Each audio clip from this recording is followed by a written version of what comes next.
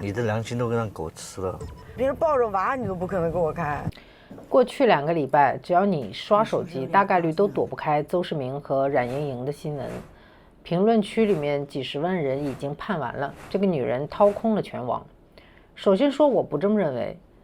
本來呢，我以為那些新聞就是一些營銷號博眼球的標題，後來直到我看到我關注過的幾個大 V 也紛紛出來譴責冉盈瑩，我就想，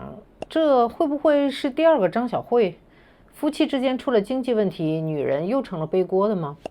我做了很多年調查記者，那個工作教會我的第一件事兒就是遇到任何一個驚人或者反轉或者反常識的說法，先別急着信，先問一句信息來源是什麼。所以這2天我把全網關於冉盈瑩的爆料好好看了看，除了職業習慣，也出於八卦好奇吧。我也想看看這2口子到底是怎麼回事，這麼多年真的新聞不斷。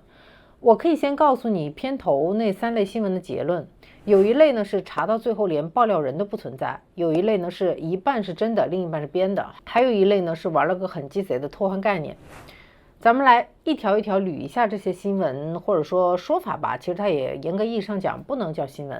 看完之後呢，你就會發現這事兒最值得聊的根本不是他們夫妻倆。先說一下我覺得什麼算證據吧，什麼不算。比如說工商登記啊、判決書啊、審計報告啊、當事人自己說的話呀等等，這些都算。網友扒出啊、知情人透露啊這種，還有營銷號互相抄來抄去的東西，這些就通通不算啊。然後咱們再看看這些新聞吧，暫且咱們把它叫做新聞。第一類就是2億家底全部送娘家，養肥了娘家人等等的，這條是最近傳的最兇的。說的有鼻子有眼兒，比如說裝修全館是表妹的公司幹的呀，報價800萬，然後水晶燈是表弟採購的300萬，保安隊是外省承包的，1年450萬，送綠植養護，連這個綠植養護都是他親哥哥的這個園林公司，1年70萬，甚至他們這些親戚的公司，因為被這個冉盈瑩養肥了之後，變成了躋身了當地的頭部的這種裝修公司啊，或者綠化公司之類的。你看他說的多細多詳細啊，看着真的是很詳細，特別像真的。但你順着這些文章往上找他們的出處，找到的基本上全是同一個詞兒，就是網傳。我沒有找到一個實名的爆料人，也沒有一份審計報告，也沒有一頁判決書，也更沒有一個當事人或者是員工或者是供應商站出來，什麼都沒有。更有意思的是什麼呢？就是這些文章之间還相互打架，有的版本說是表弟供應的這個建材，表妹管施工，有的版本呢就正好反過來。你想啊，如果說真的有一個統一的信息來源是非常靠譜的，是真實的，那麼細節怎麼會對不上呢？只有一種情況会這樣，就是大家都在抄的時候還抄串了行。這種情況在新聞界也不是沒有啊。這條新聞我覺得查無實據，到目前為止很大可能它就是一個流量故事。但你說既然查不到，有沒有可能是真的？畢竟很多事兒你也沒有辦法去查到嘛，可能就是家裡面的事情可能是真的。那好，那有可能，那這個咱們後面說。第2類呢，就是說這個冉盈瑩掌控24家企業，鄒市明連簽字權都沒有，他被架空了等等之類的吧。這類新聞它不一樣，因為它有一半是真的。打開天眼查或者查公司的這種 app， 確實能查到冉盈瑩相關的這個企業有24家，其中有10家還在存續。那夫妻倆最核心的鄒宣體育，他持股51%是 CEO， 而且也管這個人事，還管財務。那這部分確實是白紙黑字的事實。但是鄒市明連簽字權都沒有，全網台下失权等等等等这些話，工商信息里也查不出來，這不是事實，這是一種叫敘事，對吧？那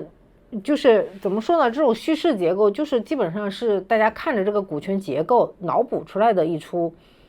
叫什麼宮鬥戲也好，或者腦補出來的劇情也好吧。鄒市明有沒有決策權，有沒有簽字權，這個我不知道，我也沒有查到相關的證據。但是這裡我想說，一對夫妻一起做生意做了好幾年，你說賠錢全是一個女人一個人決策的，男的不同意，而且不同進退，他不知情也不參與。然後他生拉硬拽不同意冉盈瑩的投資決策，然後冉盈瑩就是不聽，特別鐵，非得把錢花光搞各種項目，2個人還一起恩恩愛愛。投資失敗後3次去過民政局，但是這前頭這麼嚴重的分歧都沒去過民政局，我不知道你信不信，反正我不信。所以說一個挺有意思的现象吧，就是比如吧，同樣的股权結構，咱們把性別換一下，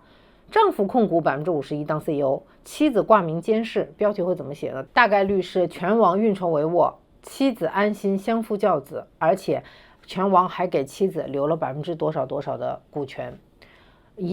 就是以解他的後顧之憂。你看同一張工商登記，性別一換，故事就從賢內助變成了奪權，數據沒變，变的是講故事的人想讓你聽到什麼，想讓你信什麼。這裡頭還有個重點，就是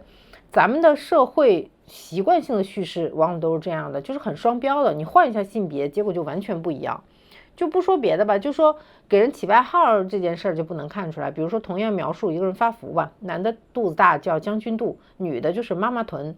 大龄未婚男性叫做鑽石王老五，女性就叫做剩女，上了年紀的男性呢叫大爺大叔，女性叫大媽。总之大媽肯定是比大爺大叔難聽的吧，你聽說過性感大叔，但你叫性感大媽就覺得怪怪的，好像在骂人，对吧？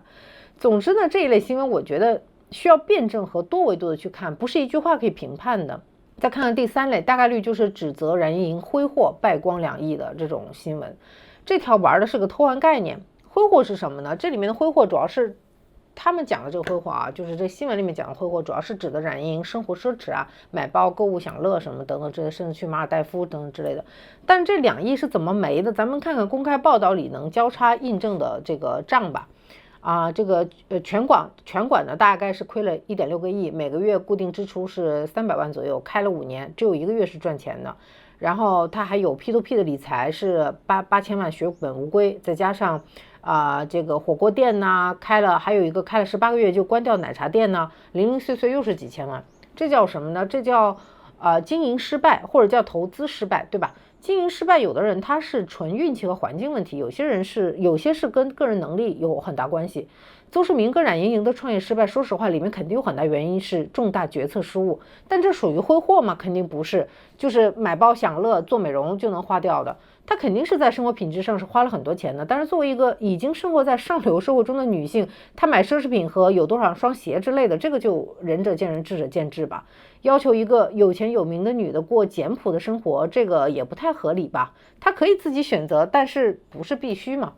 你可以說她蠢，說她沒有半點經商頭腦，雖然她之前的履歷都是走財經路子的，但是說揮霍確實不是實際情況嘛。這裡還有一個營銷號很少說的故事，就是還債是他們2個人一起還的，4個城市的房子全賣了，上海外灘那套8200萬買的婚房7300萬就折價甩掉了，冉莹瑩也把自己收藏多年的這個限量款包都掛上了二手平台。不管這裡面有沒有博眼球或者自己炒作的原因吧，至少從現有的事實來看，他還是在承擔自己應該承擔的責任的。以上就是對他們夫妻3類最熱的指控，一條呢查無實據，一條半真半假，一條偷換概念。那現在我還是想把這個冉莹瑩跟鄒市明的這個怎麼說他們的經歷大概的簡單捋一遍。如果你已經非常熟悉了，那你可以直接跳過這一段。2010年呢，他們2個人結婚。2013年到2016年呢，鄒市明打職業拳擊嘛，拿下了金腰帶，走上了巔峰。2017年呢，他退役創業，在上海開拳館，然後就是7年虧掉2個億。然後呢，這個他們2個人呢賣包賣房還債，當然這時候他們自己當事人的描述。2個人呢還分房睡了3年，3次走到了民政局的門口，3次也都在最後一步停住了。到今年呢，2026年事情開始有點起色了，3家銀行的欠款還清了，還款壓力降到了就是據他們說是最高峰的20%以下。目前呢還欠6個朋友的錢。在今年7月份的時候，他們在那個《姐姐當家2》裡吧，这個綜藝節目裡面，他們公布了一個挺特別的方案，就是以後收入分開算，各自還各自朋友的債。然後是7月18號結婚15年那天，2個人就還同時發了一條動態，因為大家外界一直在傳他們可能就是會離婚啊，或者怎麼樣，也就是傳言他們離婚啊。一個寫3餐4季一生相伴，一個就寫了一句以手為權，就傳了大半年的這個離婚，因為他們發了這個動態就暫時的平息了。把這條時間線簡單的時間線看完啊，大概能感受到這就是一個好像是一起搞砸了一件事兒，又一起，雖然是一個挺大的事兒，2個億是一個挺大的事兒，然後又一起面對的故事。而且那個各還各的賬呢，也是鄒市明提出來的，就是並不是冉莹瑩提出來，而且鄒市明提出這個冉莹瑩還有點就是懵，就是感覺他當時還有點就是不是很高興的樣子。可他傳到你手機裡的時候，怎麼就變成了男人受害女人作惡了呢？這個問題先放着，因為我知道肯定有人憋着一句話想問我，就是你刚剛說這個冉莹莹養肥娘，竟然這個指控沒證據，對吧？可是万一是真的呢？那好問題，咱們就來認真的假設一次。先說實話，有沒有可能親戚真的承包了拳館的業務？完全有可能啊。冉莹控股51%，他還管財務管人事，他有這個權利。從這個理論上来說，他也有這個權利，对吧？而且問題是什麼？在中國的家族企業裡，用親戚太常見了。你別說大企業了，你就開個小賣部，開個早餐店，還有可能產生家庭糾葛呢。所以這個肯定是不排除的。但是就算這樣，也得把2件事掰開。一個是親戚接了活，一個是議價輸送掏空2億，這中間差着一份審計報告的距離呢。前者可能是屬實的，但是它不違法呀。後者到今天為止沒有證據，對吧？營銷號幹的事兒就是把前面那件事直接焊死在後面那個罪名上。然後呢，假設最壞的情況全是真的，我還想請你注意2個細節。第一個細節就是在這個事裡頭，誰最該憤怒？那當然是鄒市明了，他是公司的監事，而且這個錢說白了，他一拳一拳打出來的，是他這麼多年，對吧？真的是流血流淚，而且好像他的這個身體目前也不是很好，眼睛視力都不是很好。在這種情況下，你說誰最該憤怒？而且他不可能不知情啊，7年了，他都沒有反對過。傳聞滿天飛的這2周，他做了什麼呢？他反而是站出來說了一句，他說成敗我們一起扛，別給莹莹扣帽子。這說明什麼？說明鄒市明不是被瞞在鼓裡不知情的人吧？至少這麼說，不管他說的那個話是真心假心，至少他不是不知道，對吧？那第一受害人選擇了不追究，那屏幕前幾十萬條憤怒的評論是在替他憤怒，還是在替自己心裡那個需要的故事憤怒呢？拳王一拳一拳打出來的錢，如果真的被老婆算計進了別人的腰包，不管這個別人是誰，鄒市明沒有反應，我不信。第2個細節就是這個事兒的名字還是那個雙標的問題。妻子讓娘家人承接業務，那叫做掏空，叫做扶娘家模，对吧？有個叫伏地魔，在這叫扶娘家模。那比如說这个企業裡面是男老闆讓親兄弟承包工程的，那基本上就會寫叫什麼打虎親兄弟上陣父子兵，叫這個男人不忘本，知道回報父老鄉親，對吧？同一件事，性別一換，還是剛才我說的那個，一個是佳話，一個是罪名，完全就是雙標的。所以你看，即使指控為真，就是你就看這些營銷號或者說新聞給他起的名字，也說明了問題。當然，如果是真的，這不代表冉莹沒有問題啊，我不是這個意思。出於什麼原因我不知道，但是可以肯定的是，這樣做的結果對於他自己來說也沒什麼好處。第一是，你看他現在也要和鄒市明一起還債，對吧？目前看起來他的親戚也沒有和他一起還，至少也沒有那種親戚站出來，哎，我跟你是同一條船上的這種一起生一起死的這種言論或者是表態都沒有吧。第二是他的孩子未來的利益是和他們夫妻高度綁定的吧？就比如說，我看他自己曾經出來說過，說不能，孩子已經不能上國際學校了，因為要還賬嘛。事實有沒有真的退學我不知道，但是我想說的是，他養肥他娘家人，然後自己和孩子苦哈哈，純演苦情戲嗎？不管是什麼原因，不管是真是假，至少他目前看起來自己本身沒有得到什麼好處。即便是真的，要審判也是審判他親戚吧？怎麼得了好處都不出來幫忙呢？冉莹莹撐死了說財商不夠，看人不準，這是肯定的，但不至於把它架在火上烤吧。總之，我覺得這個社會對女性的道德審判，就是自古以來就和男性差了一個太平洋的距離。那這些故事到底是怎麼鑽進你手機的呢？我們再來看一個他們夫妻之間的切片啊。我過去敬個腳，啊，你要不要我換你，你去打個招呼吧。你都不要回來了，你直接去吧。把我扔在那兒，我應該去我的局，我不應該在這裡。這個畫面你可能刷到過，因為這個畫面就是太火了，話題閱讀量有3個億。然後這個跟隨着這個切片呢，大概有2個版本的主題，一個版本就是冉莹莹冷落丈夫，半個小時忙着應酬別人；另一個版本的主題基本上是鄒市明冷暴力，妻子獨自流淚碰杯。就類似這樣的主題跟標題吧，同一段素材，2個標題，2個主題，2撥人在評論區裡打得不可開交。完整的背景是什麼呢？我先跟大家捋一遍，就是那天晚上，鄒市明推掉了一個同學聚會，專門訂了西餐廳，想要跟妻子過2人世界，因為他們好像剛還了一筆債。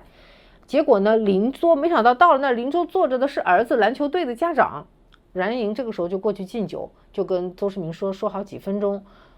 就說過去寒暄幾句，結果一聊就是半個小時，而那天確實嘛，因為本來他們兩個是想慶祝的，結果等他回來想舉杯慶祝的時候呢，鄒市明就不理他，就是反正就那個表情也很難看，然後起身就走了。你發現沒有，補全背景之後，應該你也能看到，這裡其實沒有壞人的。有一個可能是想要妻子陪的丈夫，或者是想二人世界的丈夫，和一個放不下家長這個角色的母親，就是大家喜歡說的母職。他應酬的不是酒局，而是兒子球隊的一個家長群嘛，那也是一種沒人給工資的家務活。說白了，這活做母親的都會惦記，做父親的懶得參與，也可以不出面，或者那你說那你也可以不去啊，那這是你自己的社交。我只能說，你喊口號容易，做母親真的沒有那麼容易。而且從这件事來看，平時孩子一些學校學習啊、社交方面的事情，主要是冉莹瑩在操心。當然這裡面確實有個現實問題，就是債還完了，可兩個人好像忘了怎麼慶祝了。這是社會普遍的心理層面的話題，就是大多數人其實並不懂怎麼慶祝生活。今天就不先聊心理層面這個了，不展開說。所以我真正想說的是什麼？是剛才那幾分鐘裡，你的立場完全取決於別人先餵給你哪一個片段，這就是切片的力量。然後再看看整條生產線吧，就是比如說一篇文章不也是叫網友扒出怎麼樣，然後幾十個號呢就會連夜這個寫稿，標題一輪比一輪狠，越扒越心寒呀，越扒越亂呀，揮霍呀什麼什麼，衝上熱搜，最後變成大家都知道的事兒，全程不需要一個證據，只需要算法，而算法早就摸透了壞女人的故事，加上名人效應，永遠都會有人點，這絕對就是一波潑天的流量。最後我想說，他們的婚姻全部真相我不知道，你也不知道。就像当初的張小慧和鐘鎮濤，沒有誰比他們彼此更明白對方做過什麼，是好是壞，對方為自己的婚姻為自己付出過什麼。所以這期視頻我不是要證明冉莹瑩是個好人，她做的每個選擇是對是錯，也輪不到我下結論。我只是想說，下次再刷到那種把一個女人架着烤的標題，你可以試試先問問那個老掉牙的問題，就是信源是什麼，就是信息來源是什麼，就這5個字就能擋掉世界上一大半的髒水了。至於冉莹瑩這個人呢，比起罵她還是同情她，我覺得其實這裡面有另外一件事更值得大家關注，就是一個45歲的女人背着債頂着全網的罵聲，說他接下來想做的事兒是撕掉全網妻子這個標籤，去做回他自己。這件事成不成我不知道，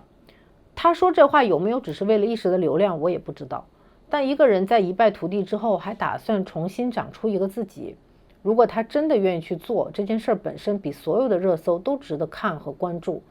就像張小慧，雖然她和冉莹瑩是完全不同的2種女性啊，但是如果她能夠逆風翻盤，也不失為社會做一個榜樣的力量吧。